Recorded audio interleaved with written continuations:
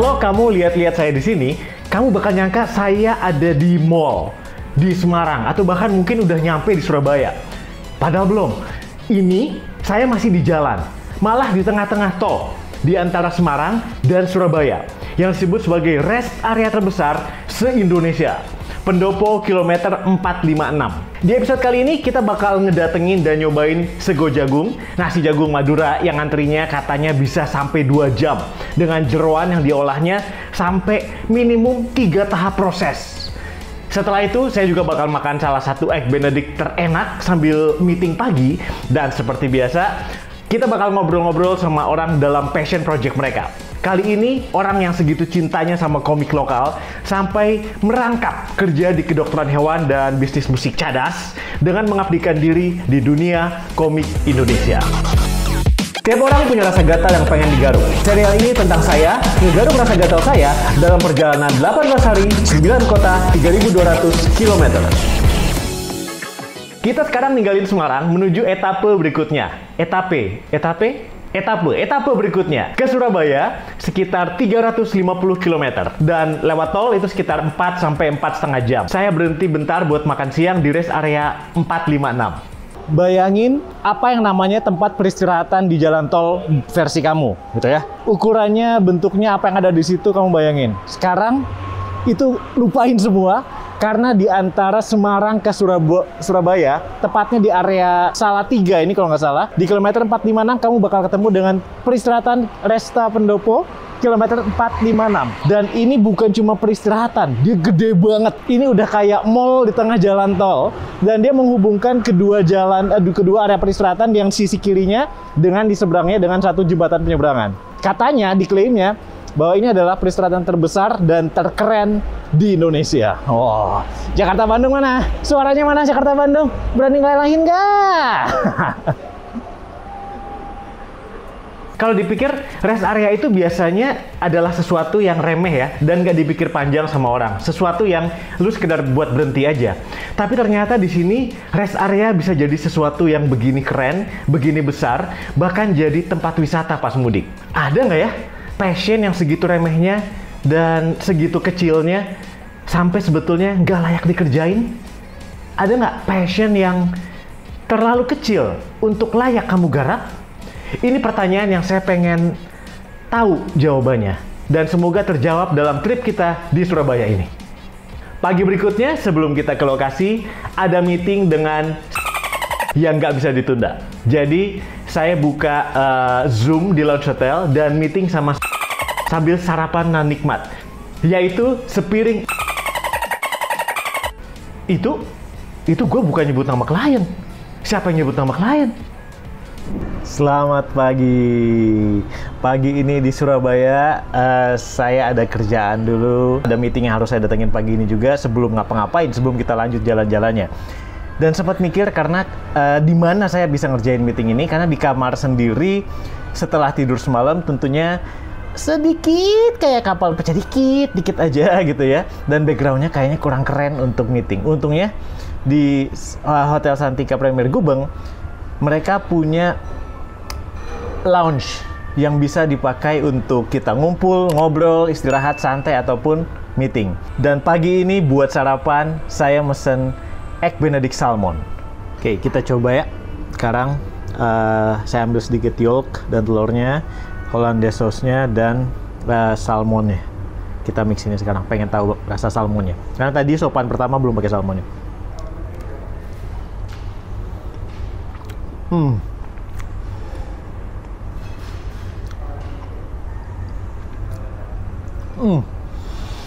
Oke, gua nggak bohong sama sekali.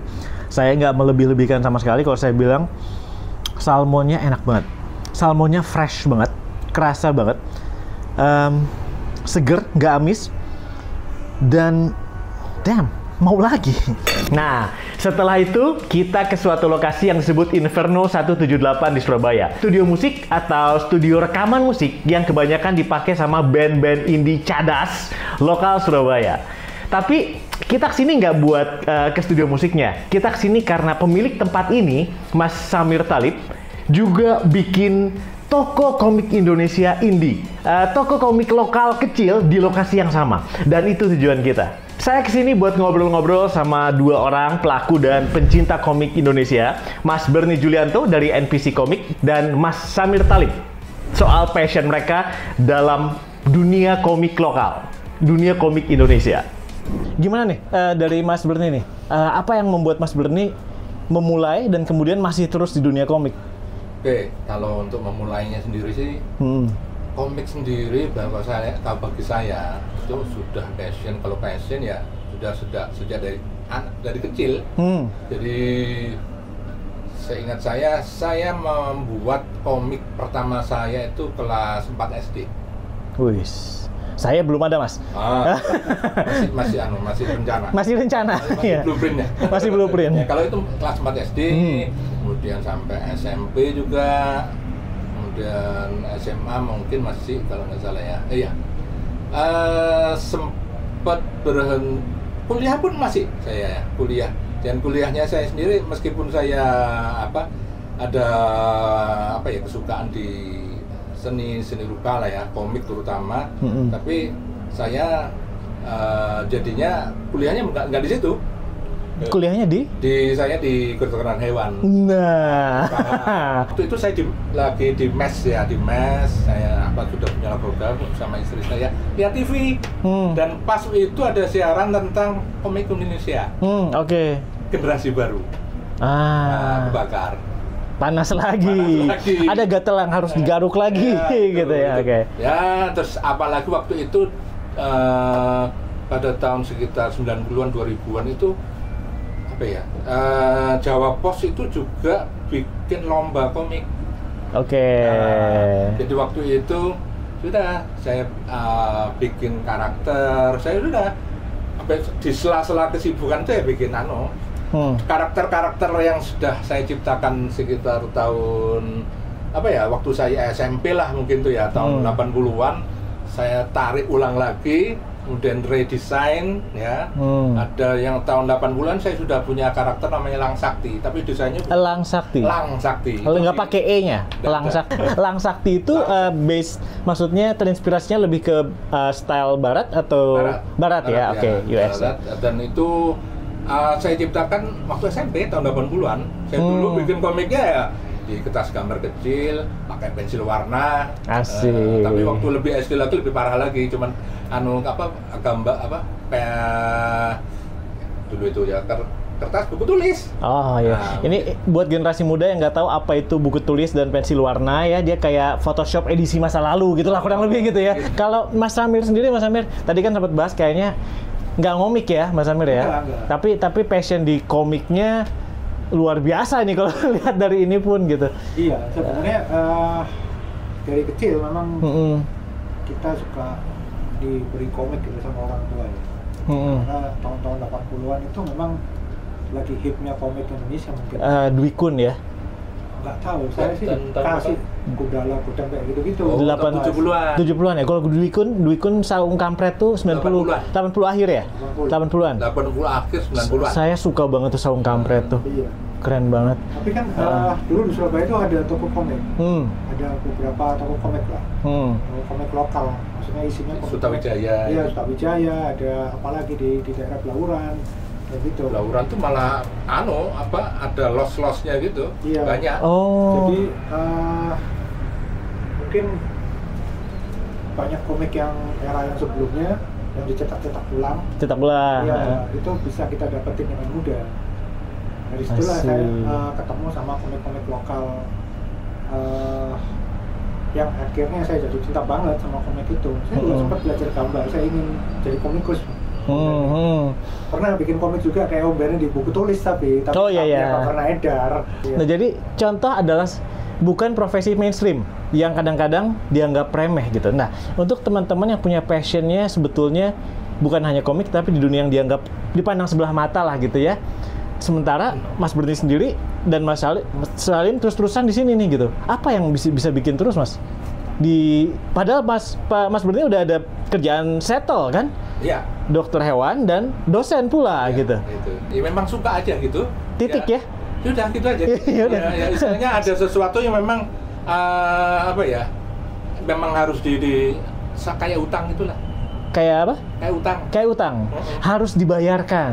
Saya sampai passion itu, saya tidak hanya sekedar bikin komik waktu itu. Akhirnya, ya. Berarti prinsipnya saya, terutama ketika tahun 2008, saya sama teman-teman yang dengan minat yang sama, ya, ada Pak Jing, ada Arif Argono, ada Mas Gino, ya, kita bikin NPC.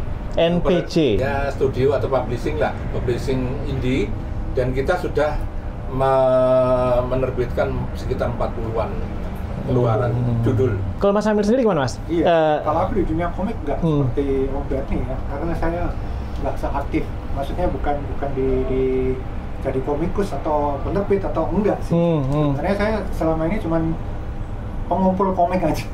Baru tahun 2020 itu saya ngeliat gerakan komik Indonesia yang kalau bisa dibilang mungkin generasi keberapa, ketiga atau keempat ini kok semakin masif gitu loh. Jadinya saya ingin ikut aktif, tapi jadi komikus nggak mungkin gitu loh. Jadi penerbit nggak punya pengalaman. Saya pikir apa ya yang bisa saya sumbangin ke dunia komik Indonesia sekarang, ke komik yang generasi yang sekarang ini. Saya pikir satu-satunya saya bisa ikut menyuarakan gitu. Caranya apa? Caranya saya bikin toko aja gitu. Kayak ini ya? Iya, karena saya lihat kan nggak ada di toko khusus komik Indonesia.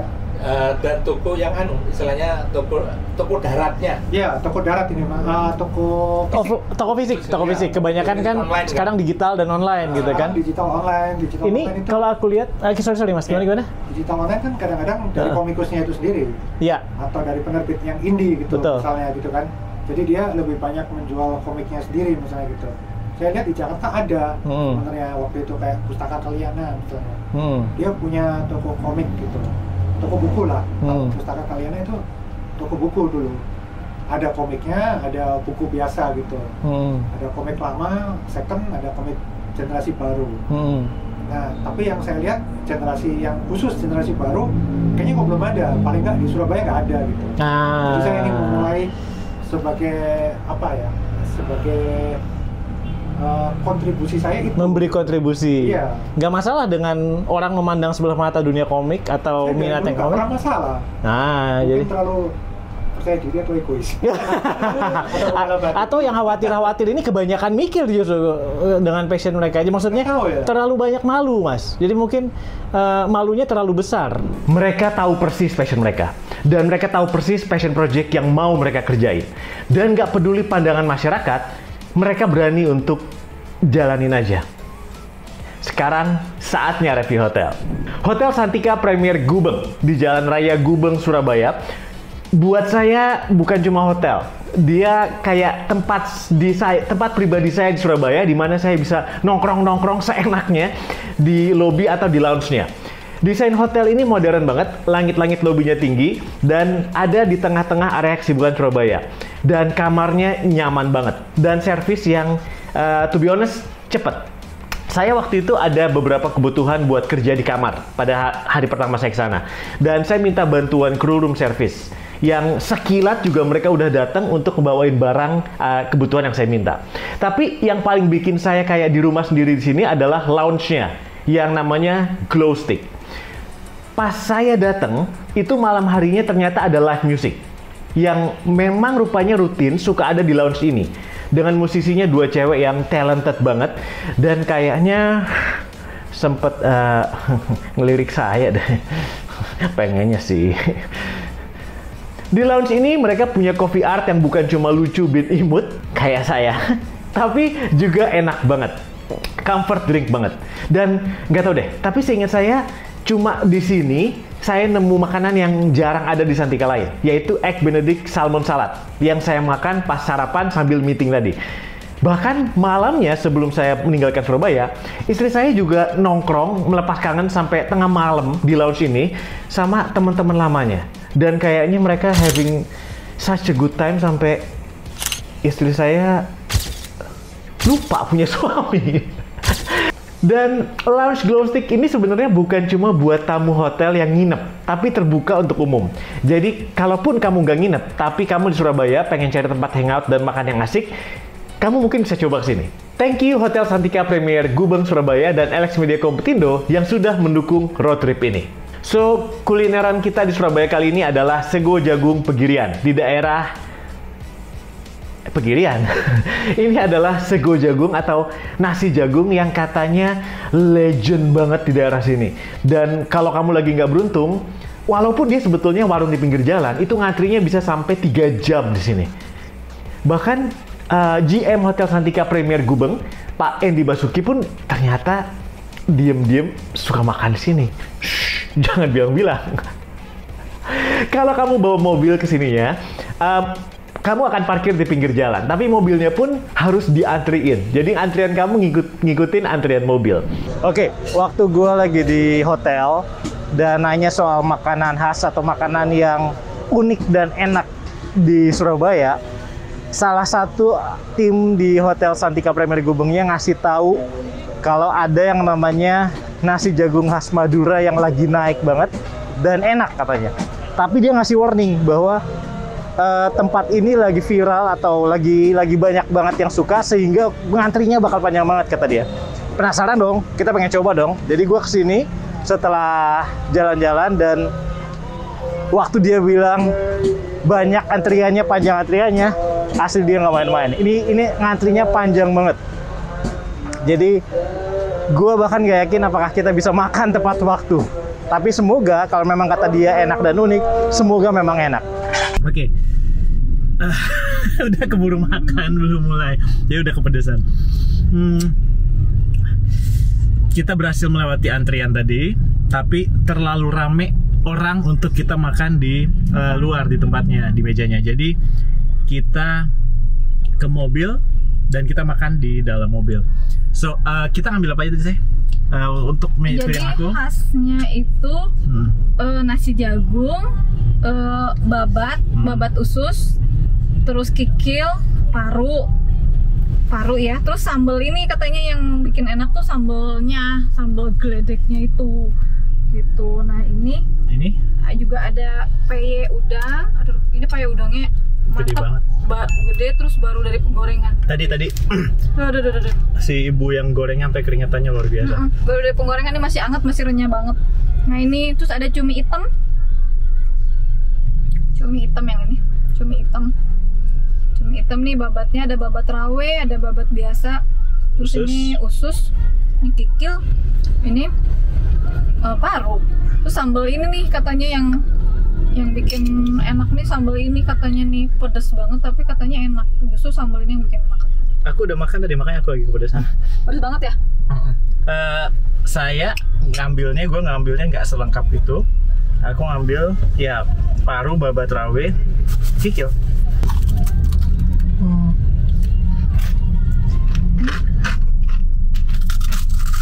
Enak. Udangnya tebal. Jadi biasanya kayak gini kan udangnya kecil. Ini udangnya tebal. Jadi kalau udangnya tebal, gede, jadi kerasa banget pas kita ngegigit. Jadi kerasa udang.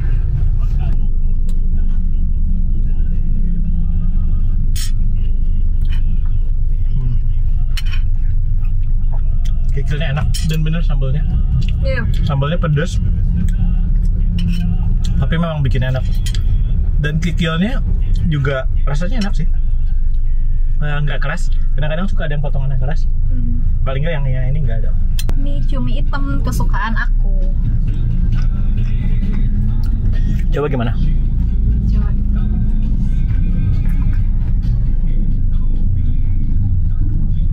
Agak ini.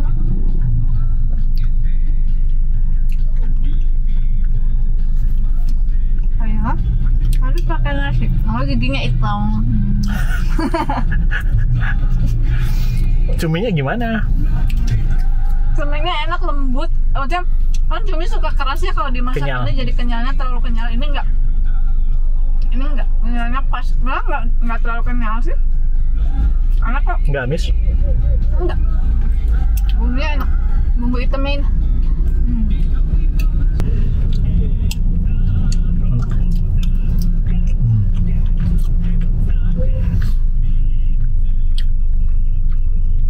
Enak. Dan Dan walaupun antriannya panjang, ternyata tidak selama yang kita sangka kok. Jadi si mbaknya ngelayaninya cepet. Jadi kalau kalian memang pengen nyobain, worth it lah nunggu bentar ya. Mobilnya juga tempatnya kecil sih, jadi kayak penuh ya. Tempatnya kecil, jadi terlihat penuh sekali. Jadi kalau kalian mau makan aman di mobil aja. Bukan cuma kita makan di mobil, mobil depan kita sama mobil belakang kita juga mereka pada makan di mobil. Minat, passion, dan passion project kita tuh nggak ada yang salah. Nggak pernah salah. Kamu mungkin kadang mikir kalau passion project yang mau kamu jalanin itu remeh, nggak penting banget. Atau bahkan kamu ngerasa malu kalau passion kamu jalanin, karena ternyata passion kamu adalah sesuatu yang mungkin dianggap remeh oleh masyarakat. Tapi sebenarnya nggak ada lagi passion yang remeh tuh. Nggak ada passion yang terlalu kecil. Nggak ada minat yang terlalu nggak penting untuk kamu jalanin. Passion project kamu mungkin dimulai dari kecil. Tapi apapun yang dimulai kecil, itu punya potensi untuk jadi besar. Apapun itu, bisa dimulai dari komik fotokopian dan berkembang jadi cetakan skala internasional, atau dari warung kecil di pinggir jalan dan tumbuh besar dengan antrian yang lebih panjang dari restoran. Gak ada passion yang terlalu kecil. Apapun yang mau kamu coba, cobain aja. Dari kecil, walau diremehkan. Jadikan, buktikan. Ini panas bener, ini hebat. Ibu bisa terus-terusan di depan kompor panas begini, Bu. Luar biasa. Setiap malam kayak gini, Bu, ramenya. Oh gitu.